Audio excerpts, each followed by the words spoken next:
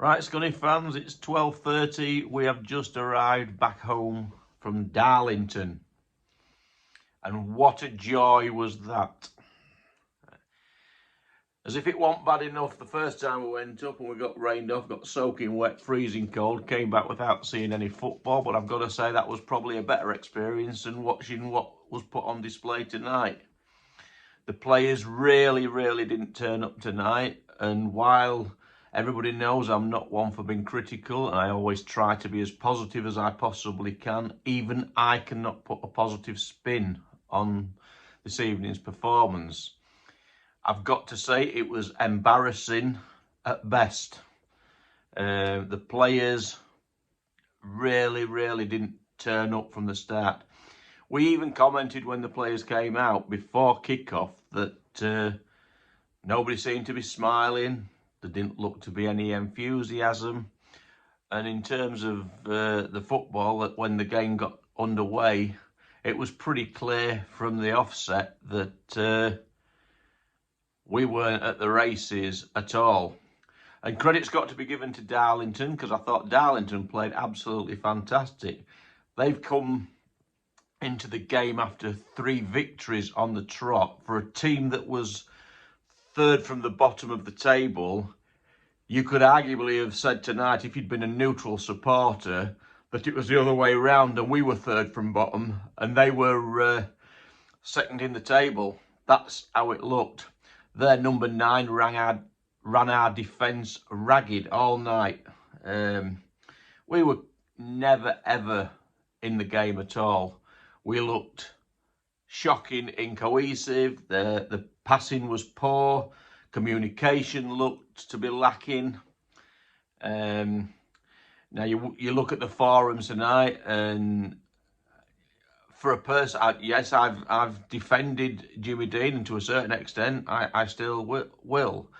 But I've got to say it's getting harder and harder to defend the position, because it's really looking like something serious has happened in the dressing room. Obviously, we don't get to know, but the players clearly don't want to play for him. And if that is the case, which it certainly looks like, then something has to change, something has to give. And at the end of the day, you can't get rid of all the players.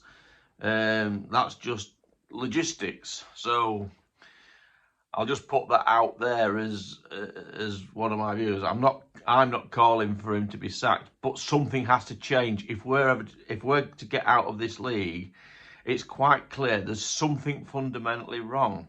I don't know what it is. I don't know anybody that does know, and if anybody that does know, they're not telling us. And then on the bus coming back home, and then to rub salt in the wounds, I get to find out that Danny Stamp's last carvery is on Sunday, on Mother's Day. No more carveries. Talk about double jeopardy, double disaster, and a very quiet journey on the way home. I'd like to have been a fly on the coach home, on the team coach, to see what's gone off there. I've not seen an interview by Jimmy Dean after the game. I don't know whether there's one. Somebody said it's been on Radio Homicide, but I've not seen it. There hasn't been one on online or anything that I've seen. So I don't know what Jimmy's version of events were for the game, and I don't know. It was a disaster, and like I said, I can't even manage to put a positive spin on it whatsoever. But again, credit has to go to Darlington.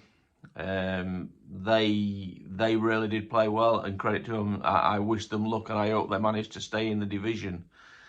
I thought it's a pretty decent little setup up there. The seats was very comfortable, I've got to say. We didn't sample the food because we took pack up.